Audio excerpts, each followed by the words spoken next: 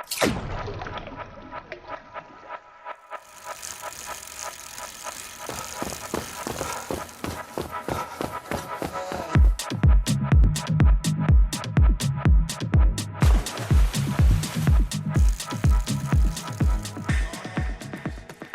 everybody, welcome back to Endure, the Athlete Story. I'm your host, Emmett Mullen. This show is brought to you by EJX2 Coaching. I'm a triathlon coach with a background in sports science. I provide triathlon and endurance coaching as well as lactate testing for anyone based in northwest of Ireland. So if you're interested in maybe getting a chat about your training or seeing where I could help you out, please feel free to give me a message on Instagram or Facebook at EJX2Coaching, or you could email me on EJX2Coaching@hotmail.com. If you're interested, I'd love to get a chat to you about how I could help you out.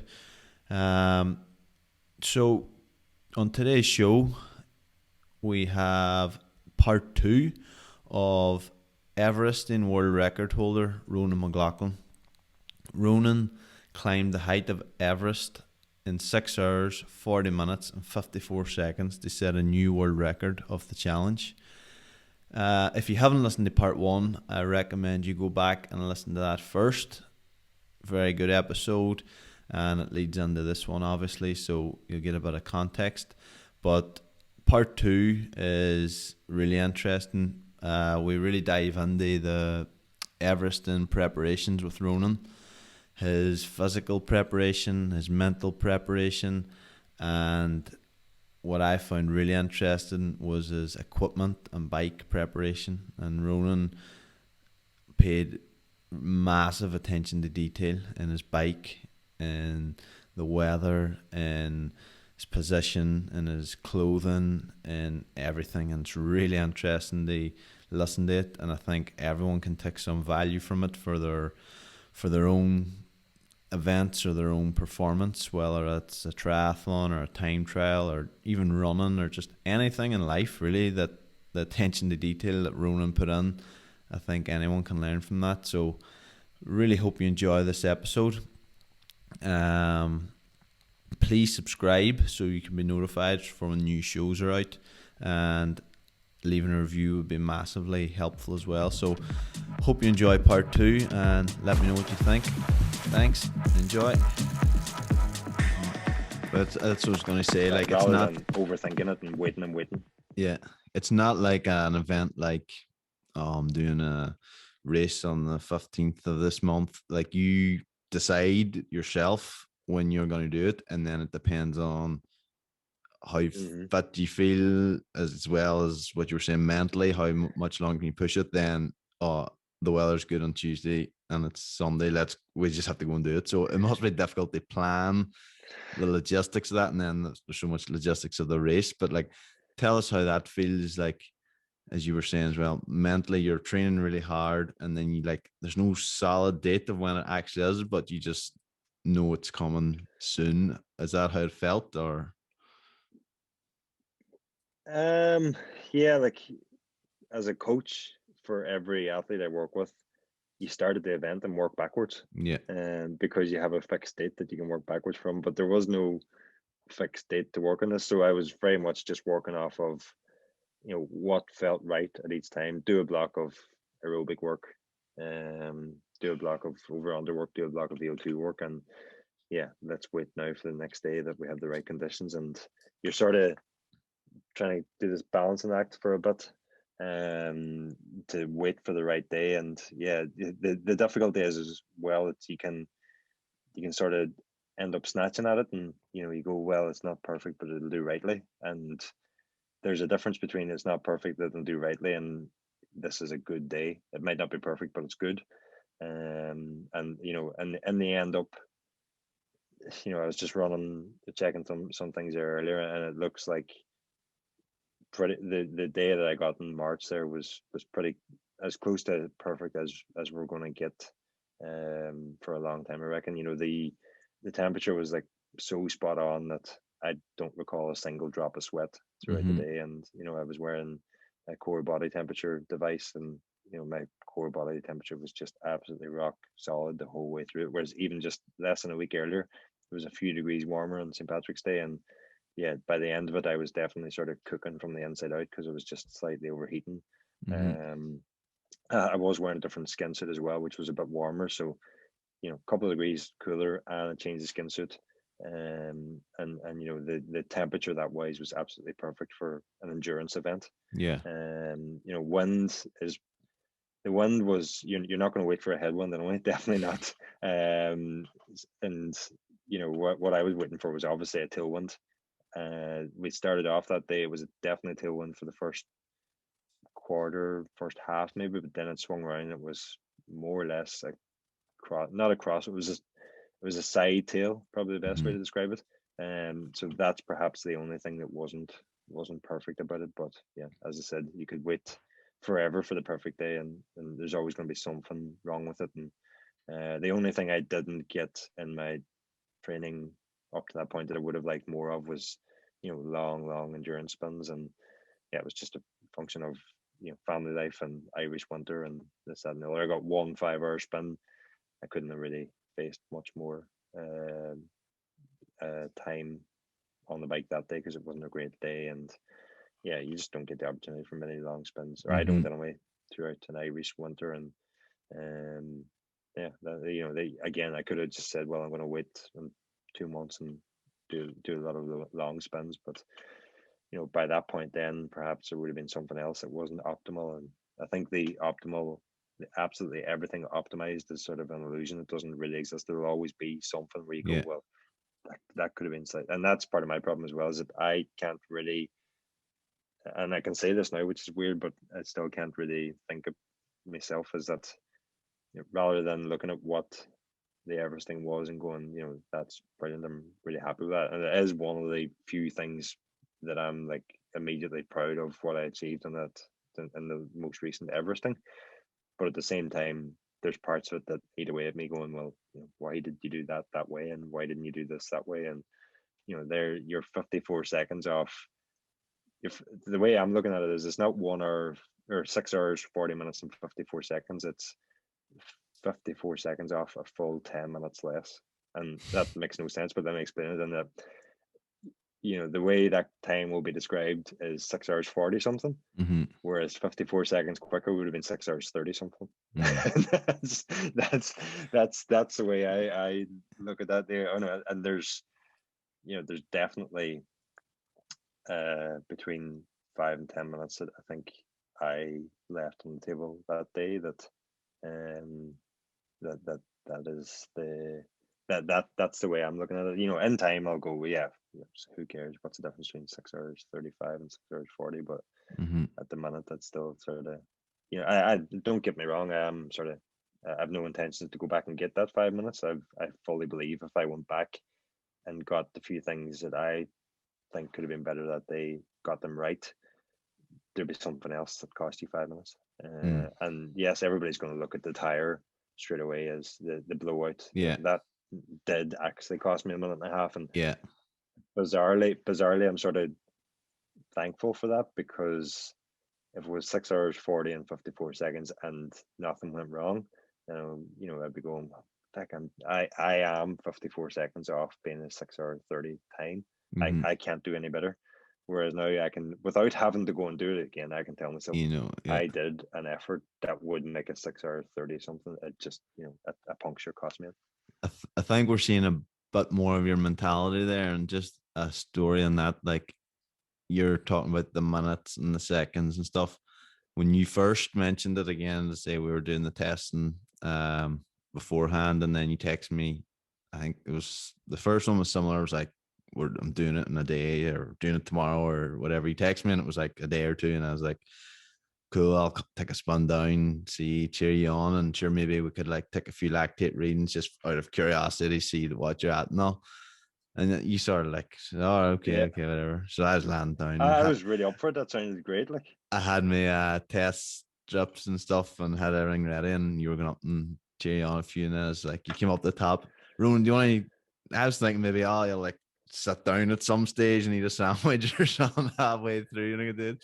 You're like, no, I can't stop. I was like, oh, you're not stopping? No, we can't stop. And then I think the next time we thought maybe we could do it on the flat ish. When I say flat, there's no flat at all, but the turnaround at the top was like you could just uh, prick it. Then I was like, you were like, nah, just I was like, right, this man's mad. He's not gonna stop here for 7 hours or whatever it was. But um mm, like we heard about your preparations physically and mentally, how you dealt with that thing of like just doing it when the weather conditions and stuff are right. But then you pair that up with your drive for like being the best in terms of logistically, and we were already touching the weather, then the bike, we haven't even got to the bike yet, but skin suit, helmet, everything. I don't think, and for anyone that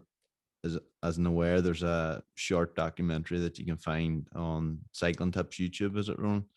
Um, that's right. Yeah. on Ronan's preparations for the Everest, and there's also a video about his bike on the Cycling Tips YouTube as well. Really recommend you check those out because they're really interesting. And but like your, as we said, your physical preparations are just as meticulous, but then the bike, the the way you rode it, and the numbers, like tell us about that, because not only is it a physical thing, but it's just like Formula One esque. Uh, everything is down to the T. Yeah, and I think that's it. I think I can stop all this carry on now because yeah, that's what that's the thing I'm most proud of is the bike and the preparation and all, and that's actually been noticed. Yeah, Yeah. that's I'm actually yeah pretty proud of that. So thank you for noticing that. And, I think that just comes down to my yeah that's what really interests me about cycling. And I've joked for a long time that I love the preparation and the sort of marginal gains and the geeking out and nerding out on time trialing before the event, but I hate the actual event of time Yeah. trialing. Yeah. It's the only reason I time trial is so that I can footer with the bike and footer with all the gadgets and all that stuff and the build up to it. So that gives you sort of an idea. And then it is also now basically my job as a tech writer for cyclingtips.com that I'm supposed to be a bit of a bike nerd, so that fits as well. But looking at the bike, that was it seems fairly obvious that you want to go for the lightest bike you possibly can, and you do. But Mm-hmm. the thing to remember is that for every for every ascent you do of the climb, you also have to do a descent. Mm-hmm. Because if you climb Mount Everest, you have to get back down again. So that's part of the cycling challenge as well. That for every time you go uphill, you have to go downhill, and for every kilo you or every not even kilo for every gram you take off your bike to help you going uphill is going to hurt you going downhill. Mm-hmm. And then couple that with the fact that the vast majority of lightweight components are less aerodynamic. Mm-hmm. So not only have you got less weight to help you get down the hill quicker, but you've also got a less aerodynamic bike beneath you, which further slows you down. And at least in terms of distance, half the event is downhill. Um, and from the rough sort of calculations I was making, for every kilometer per hour that you can gain in your average descending speed, you would take a minute off your time. And then if you also look at the turnarounds, if you can go 1 second quicker on every turnaround, that's over a minute quicker.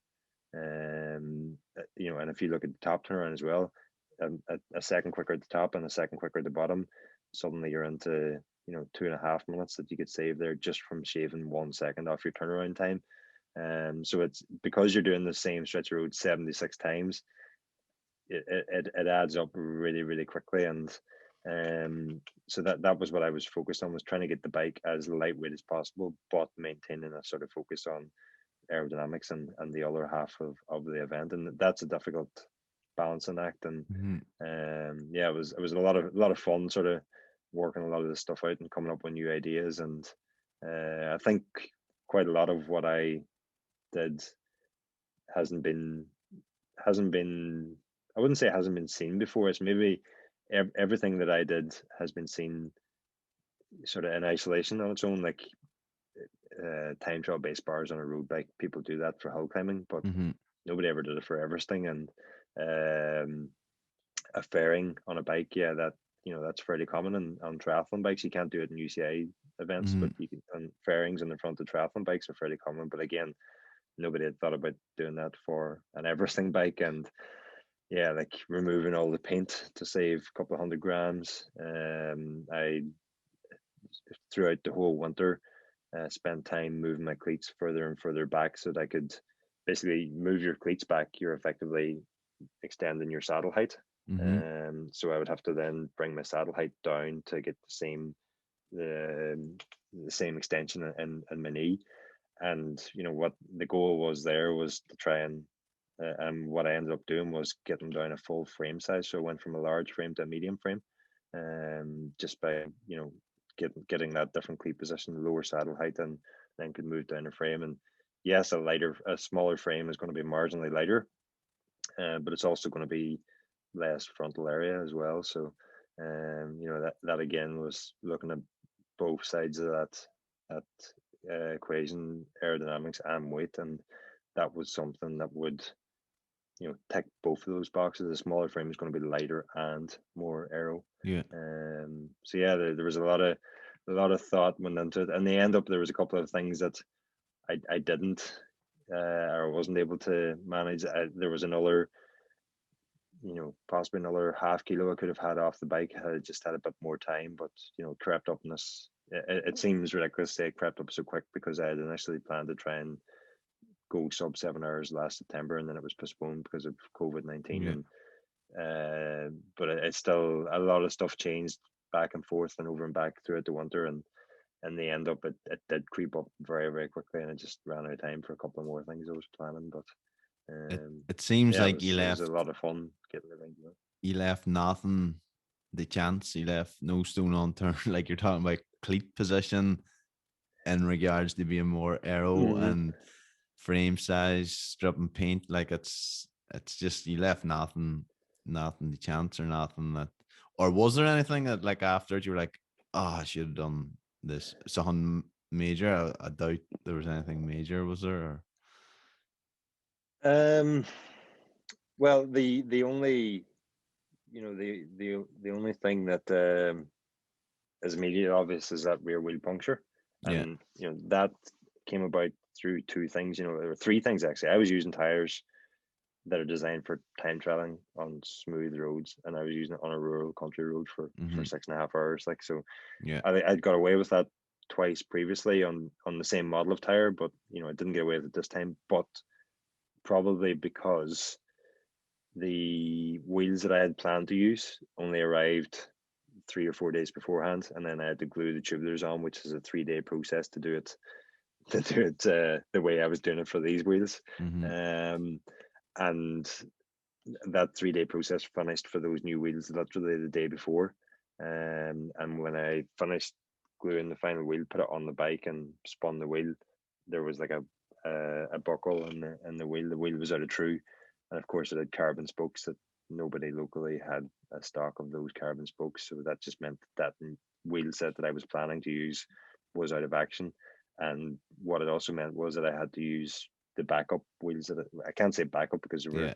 they were the wheels I was planning to use for a long time. They were under 1,000 grams for the wheel set, super super light, but it meant that I had to use that wheel set that I had already used, a week earlier in the half Everesting, Mm-hmm. and that that rear tire probably would have survived if it hadn't have done that half That. Everesting. Yeah. But Yeah. that was something that was it was taken out of my hands at that point. At that time, I had no choice but to use that set of wheels. I wasn't just the traditionalist and me wouldn't have let me use two different wheels back and front.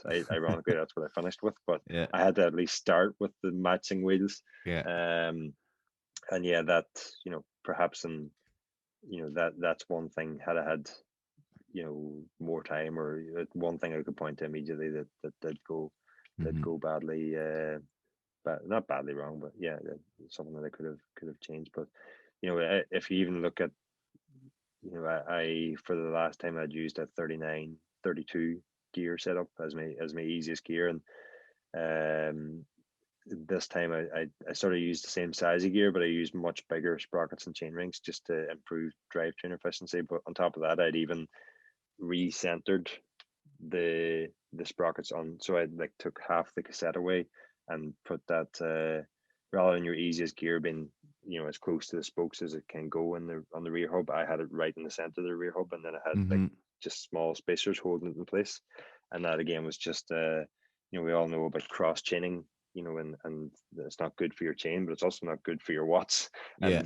And that was just another thing I had done to sort of improve the drivetrain efficiency and save a few watts of drag if I possibly could. But luckily I had the foresight to do that to both rear wheels, and both rear wheels had the exact same setup, and that just meant that I actually when I had the puncture, it wasn't the race wasn't over. If I hadn't done that to both rear wheels, the race would have been over. I wouldn't have been able to go up more gap in a 44-14 or whatever would normally be in the middle of your block, where I had a much bigger sprocket. So Mm-hmm. yeah, that and the old saying goes, you make your own luck. I used a tire that theoretically should have been fine, and probably could have been fine hadn't I locked it up a couple of times trying to just overcooking the bottom turnaround a Yeah. tiny bit, trying to go as fast as I possibly could.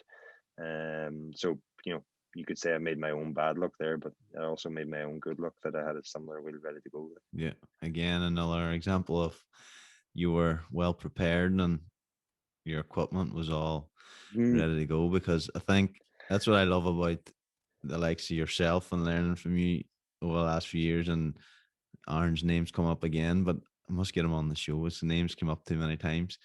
But the He'd likes be a of good man to get on, definitely. it would, but that's those like marginal gains, and especially as triathletes, and we get a lot of slack from people like yourself, cyclists that have everything down the T. Like, but well, like that we're catching up a wee bit, but like even the simple things like that cross chaining, and like even I mind last year you're doing a bit of work on my bike for me, and like you don't need this bar tape up there, taking bar tape up, just put one wee strip of grip tape. And I was like, oh, more aero. But once you start to get in that mindset, like you can see, like, and obviously you just take it to a whole new level when you're doing that thing, doing the Everesting. But like that, we can learn from you, and I think a lot of people can learn from everything you've done in preparation from this, because you've really taken a thing that, this is my opinion anyway, but you've taken something that's like a challenge, which when I say challenge,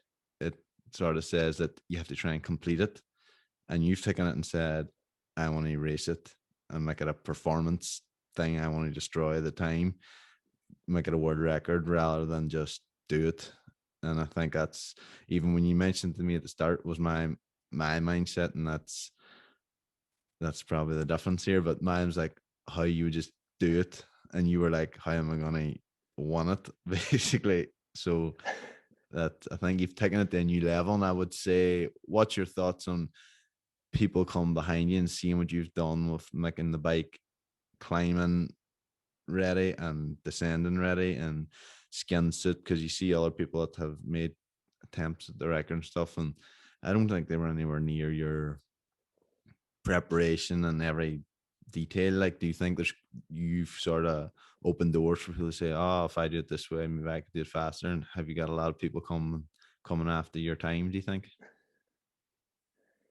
Um, I don't. I think first of all, there'd probably be a lot of people out there that won't like what I have done and how seriously I've taken it. But the way I sort of look at that, and it's probably what's helped me develop that sort of mentality where as you said, leave no stone unturned, and is that I don't have the biggest engine in the world. I'm not I'm not the world's best athlete, so rather than just going, well, I'm not the best athlete in the world, there's no point in trying this. Mm-hmm. The world of sport would be very, very boring if only the most physically talented and gifted athletes were the only ones who were allowed to perform. Like, Yeah. there always has to be that bit of, an underdog, or no matter what sport it is, you'll have people who use, tactics more to sort of compensate for, a lack of ability compared to, another Yeah. player, another athlete or something like that. And I fully aware that I'm not Alberto Contador, but I was also fully aware that Alberto Contador didn't do everything that I knew could add up to a lot of time saving for an Everesting. Mm-hmm. And that was sort of, when I genuinely, when I did my first, all I wanted to do was crack the 10-hour barrier. I, going into something like that, you have no idea how long it's going to take, Mm-hmm. because, what do you, how do you even base your pacing on it when you've never done it before? Like, I actually didn't know, was it possible to ride up and down the more gap that many times, given how steep it is. But then once, I realized that you can do it and I could do it quite fast, and I started making the calculations and working things out, and very quickly realized. And I remember chatting to Philip Dagenham one day, or texting him or something, that he had a set of wheels I wanted to lend off. I asked him for the wheels, and he said, "What do you want them for? They're tubulars and they're carbon. What are you using them for?" I was like, I actually said to him, "Don't laugh, but I think I can beat Contador." And even though, like, I knew from everything I'd worked out that I definitely could do it, Mm-hmm. the fact that it was Alberto Contador was just like, yeah, I couldn't even believe what I was, working out in front of me. I was like, I've made a mistake somewhere, or, although the calculations for this pacing say it'll be this time, this pace is not sustainable. Mm-hmm. So I just didn't believe it, and that was sort of why I always said I think I can beat Contador. But yeah, that's, I know there will be some people who look at it and, say that, this is sort of taking the good out of the challenge, or taking the fun out of the challenge, or whatever. But, it wasn't, I wasn't the first person to try and do it fast, and I'll not be the last person. Yeah. But I just found the formula that worked best for me. And, if you're gonna, I've always had the mentality, if you're going to do something, you may as well do it right. Mm-hmm. And again, that's not always been a good thing, because quite often what ends up happening then is you say, well, I can't do it right at the moment, I'll just not bother doing it. Yeah. So, yeah. And, once I put my mind to doing everything, at what point do you stop? You want the bike to be as light as possible. Do you then say, well, it's at 6 kilos now, that's light enough? And then, there's another half a kilo there, of Mm-hmm. course you're going to try and take that off it. And, the bike, it's got aero base bars, but I know if I put this fairing on the front of it, it's bound to be more aerodynamic. Of course, Mm-hmm. when you put base bars on a or bullhorns, or whatever you want to call them, on a road bike, it's not that big of a leap then to go putting fairings on it and wearing skin suits for 7 hours and stuff like that. Like, so, yeah, Yeah. those are the things that I needed to do to get the best out of me. Yeah. And I don't think it's not fair for anyone to, well, they can think what they want, but it is what it is. You still have the world record, and unless there was standardized bike you have to use and stuff, then it's open to interpretation. And Mhm. as you say, maybe the underdog, and you have to find ways to work for yourself. So, and you definitely done And that. and my defense, like, in my defense, I didn't put the banking at the bottom turnaround so that I could fly around at 50k an hour, because that would have been against the rules. But I did uh, think about it. uh, I also tried to get the road resurfaced, but that wasn't happening either. that So, would have been good. Next time. yeah. Next time. Don't say next time. They're going to extend the new greenway down to more gap, so you can try try Ronan's. I thought you were gonna say they're gonna extend more gap further on Uh up. no, hopefully not, because that it's bad for everyone. But just touching on as well, another challenge and record that you have is the Donegal 555, which is Mm-hmm. full, what's the word? I mean, you straight race. It's 555-kilometer non-stop for people, crazy people like you. Some people do stop, but it's a one-off race. If what you get what I'm trying to say. At last, what's your time on it? I was just trying to remember earlier, because you mentioned about, looking at minutes and seconds and not being happy or something. My time's either 17 hours and 19 minutes or 17 hours and 21. I can't remember, Mm-hmm. but It's there a was, it's a long event. Put it that way. yeah, yeah. It's longer than an Everest, but it's not as well. There's a lot of climbing in that as well, but there's not as it's not as I think there's 6,500 meters of climbing in it, yeah. well. You're not far So, away from. but the big difference is like in Everest, there's no prizes for distance. Like all Yeah, you're trying to put as much energy into altitude gain. That's yeah, the only thing that counts is altitude gain. Whereas in the 555, there's a heck of a lot of distance yeah, to yeah. cover and a lot of tough roads around the Wide Atlantic Way and all around Donegal and up and down and left and right. And you don't seem to ever get a stretch to actually just settle into a sustained pace until like the final hour when all you want to do is sleep, and then the Hmm. last thing you want is that long, monotonous, boring road that you have run at the finish. So yeah, it's a long, long race. So it Yeah, is. and it's getting a lot more publicity now. The race, and do you see the race, a race becoming big and a lot of attracting a lot of attention to it? Or, I think I think the 555 has been very unlucky the last 2 years with you know every event has been unlucky the last yeah. 2 years, and that's so impacted by COVID-19. And this year I'm not sure what the entries are like at the moment. As far as I know, they're getting a good flow of entries into it. But I've no doubt, given the fact that Connor Dunn came last year and made the documentary for GCN, and Mm-hmm. made a great, I think it was a 15-minute long movie about the 555 and his ride around it and why it's so challenging. I think if international travel was open, you'd probably get a lot more people coming to try and give the 555 a go. So yeah, it's a shame. It's unlikely the country is going to be completely opened up come the end Mm-hmm. of June or beginning of July when it's scheduled to happen this year. So it's unfortunate it won't get an international field, but I think the way it's going, it probably will do, and as soon as things get back to normal, and it'd be great to see some of the best ultra endurance riders in the world come and take on the 555. I've no doubt that the record there would start to tumble very quickly as well when you start getting some serious people who Mm-hmm. that is what they do. They Yeah. specialize in ultra endurance racing, and they have the experience and know how to go fast for that length of time. Yeah, it'd be exciting to see where that went.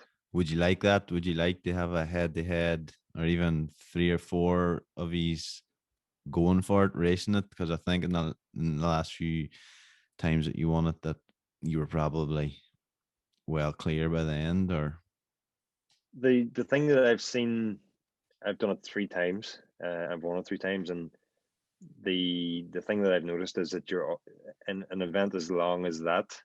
The first 2 times when I did it, you're very much, I wouldn't say responding to whoever's second and third, but you're very influenced by whoever's second and third. And if they're, if the time checks are showing that they're creeping up on you and you're starting to push very close to you, or if you can even see them on the road, mm-hmm. then that really pushes you on. And both the first 2 times whenever I did it, when the riders in second and third started to drop away a bit, you've seen as well that my speed and power started to drop away as Mm-hmm. well. And although I was pulling away, I wasn't going as fast as I was before second and third began to drop off. So I think you are very much, you're pushed on by your competition. And it was slightly different last year that I set out with a target. I broke the 555 kilometers down into, I think, 12 different time trials effectively, and I set out with a target time for each of those Mm-hmm. checkpoints or time trials, and that meant that I was racing myself rather than really focusing on who was right behind me. But in saying that, when riders were getting close behind me, that kept me focused and kept me on it. So I think if you had a field of 5 or 10 of the best ultra endurance riders in the world, I think that would just spur everybody on, not Yeah. not just me if I was there, but everybody in that group. You would be trying to, I'm sure they'd all be out for the win. They're racers at the end of the day, so Mm-hmm. that would probably, the time would probably tumble massively, I reckon.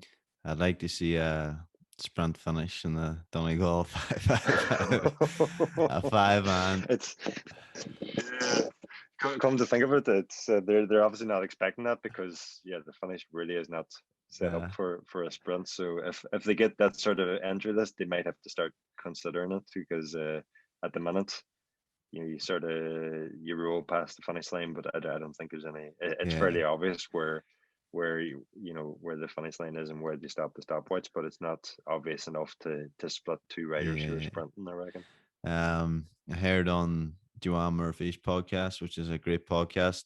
She was talking to Joe Skipper. He's an Ironman triathlete, Mm-hmm. and he's got the British 12-hour record time trial. He's a beast in the bike, and he was sort of calling out Brian McChrystal to come and race him at the 555. So it'll be good to see Joe Skipper, Brian McChrystal, and Ronan McLaughlin, and anyone else that That fancies their that would, yeah. chances.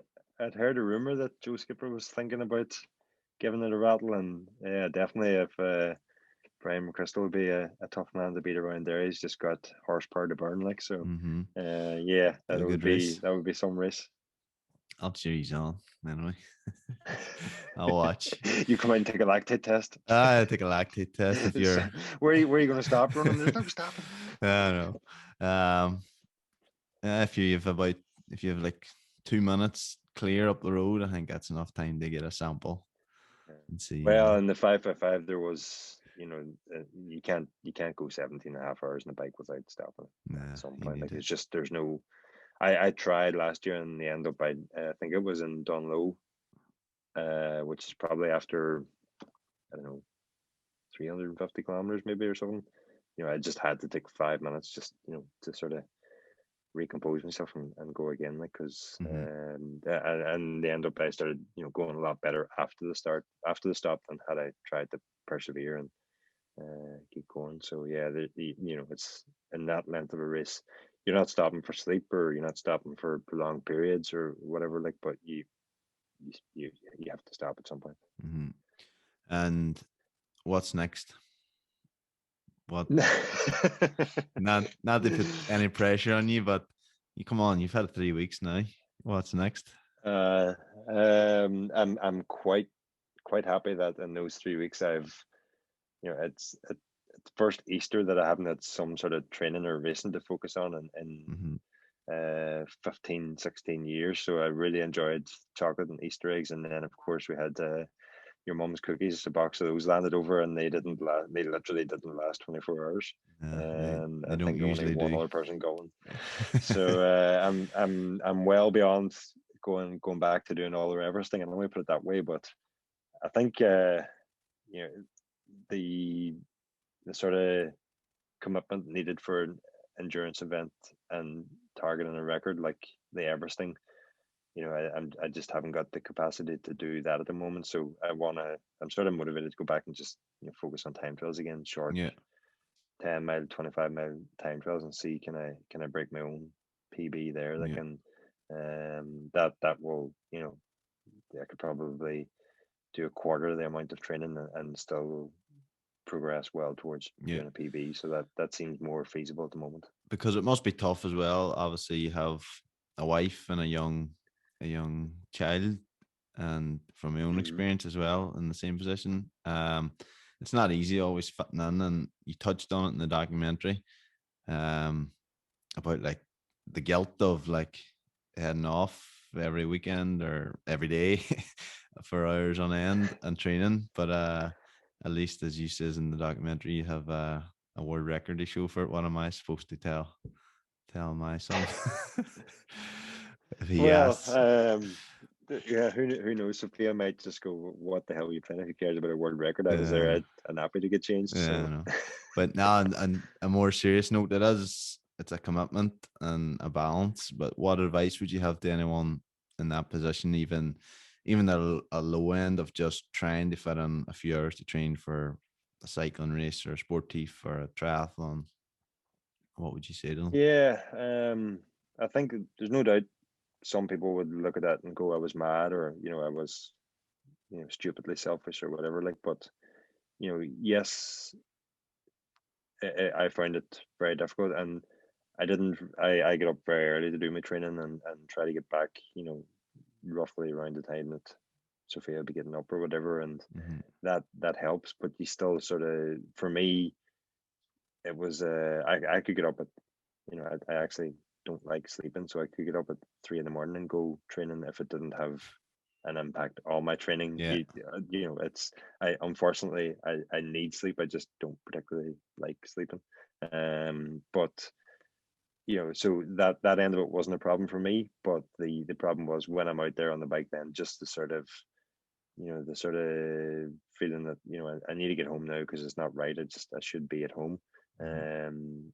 Um, but at the same time, we've been in lockdown in and out for the last year and a half, and I work from home anyway, so it's not like I get no time at home, and everybody has a hobby of some sort. So you need something to keep you sane as well. Like if it wasn't, if I look just either side of us here, one neighbor plays golf, and when the golf clubs are open, I'm sure he enjoys a round of golf on a Saturday or Sunday morning or whatever. Like, and Mhm. um, there's a healthy balance there, and for me, it was really important to tick off the box, to see how fast could I possibly go in Everesting, and that gave me focus that then helps with focus for everything else in life. And actually, since the Everesting's been done and I haven't had to focus on training, I find everything else very, very difficult to focus on. Just the head seems a bit of a scatterbrain at the Yeah. moment. So, it's, I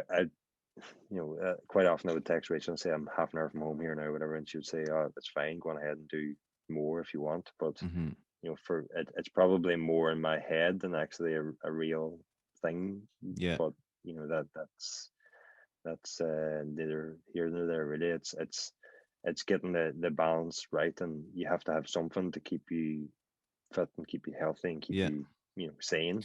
It's just taking it too far. I think if I was to turn around now and go, right, immediately I want to start training for the 555 and you start doing 7 hour endurance rides, then that's taking it too far. Yeah. For a short block, you can sort of push the early mornings and push training around times that Sophia has a daily nap, get a train spin in there, like, and or if she's at nursery or something like that, then it's just finding that Yeah. balance, and making sure you're not pushing it out too far. Like. Mhm. Because you like it's healthy as well for children growing up, obviously seeing their parents doing something healthy and doing something they enjoy, and like obviously Mm-hmm.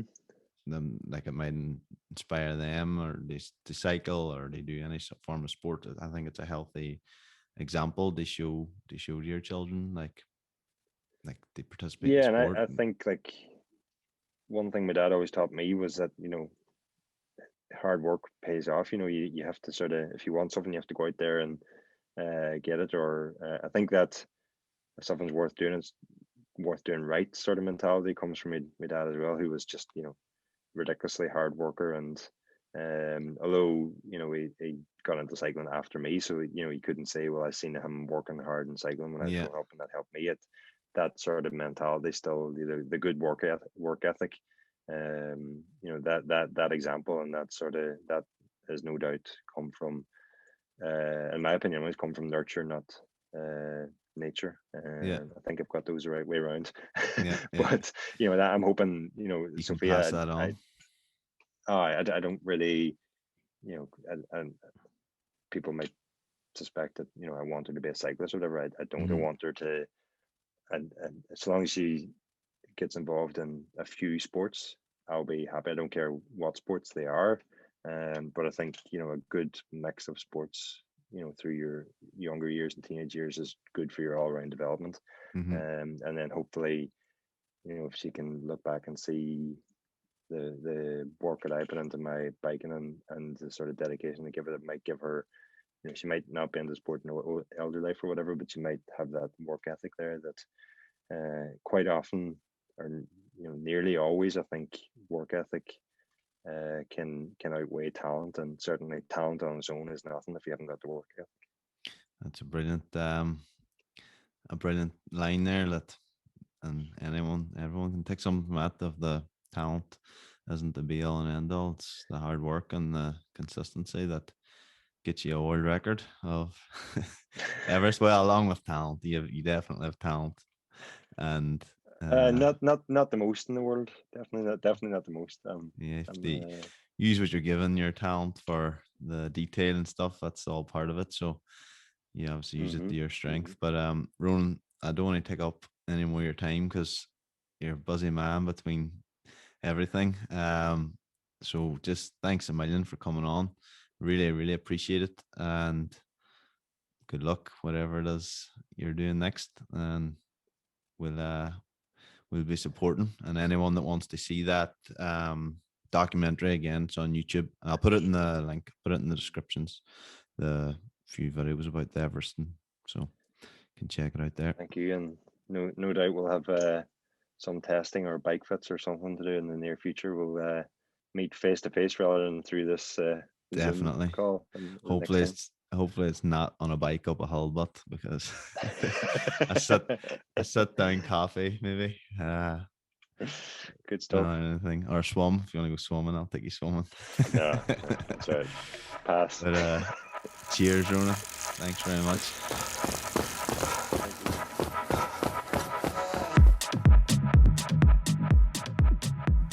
So, show's over, everybody. Thanks very much for listening. Really hope you enjoyed that part 2 of Ronan's interview. There was a lot of value in there and a lot of interesting stuff. So, massive thanks again to Ronan for coming on the show and giving us his time. And I hope you all enjoyed it. If you did enjoy it, please leave a review. It would mean a lot and help people find the show also. Share it with your friends or anyone who might be interested. And we'll be back next week with another show. Thanks everyone for listening.